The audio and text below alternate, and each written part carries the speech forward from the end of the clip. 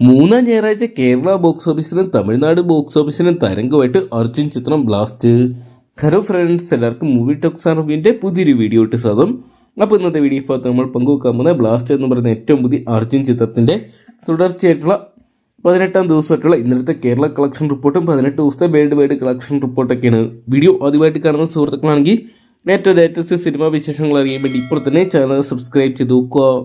Arjun സർജ, Prithvi Mohan, Abhirami, John കുക്ക തുടങ്ങിയ കേന്ദ്ര കഥാപാത്രമാക്കി Subhash K Raj അണിയിച്ചൊരുക്കിയ ചിത്രമാണുള്ള blast എന്ന് പറയുന്ന സിനിമ. കൽപ്പാത്തിയ സാക്കോരം നിർമ്മിച്ച് രവി വസൂരായിരുന്നു ചിത്രത്തിനായിട്ട് മ്യൂസിക് ഒരുക്കിയിട്ടുണ്ടായിരുന്നേ.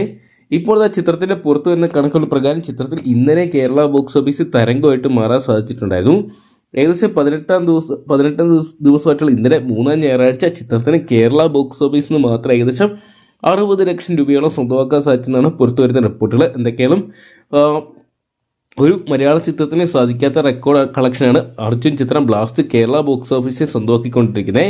ഇനി വെറും 1 കോടിക്കടുത്തുള്ള തുക കൂടി കണ്ടെത്തിയ കറുപ്പിന്റെ കേരള കളക്ഷൻ റെക്കോർഡും ബ്ലാസ്റ്റ് തകർക്കുന്നതായിരിക്കും. എന്തൊക്കെയാണ് അതും ഉറപ്പായിരിക്കുകയാണ്. കാരണം മൂന്നാം വാരത്തിലോട്ട് കടന്ന ചിത്രത്തിന് ഇപ്പോഴും കേരള ബോക്സ് ഓഫീസിൽ മികച്ച ഒരു ഹോൾഡ് വരെ നിലനിർത്താൻ സാധിച്ചിട്ടുണ്ട്.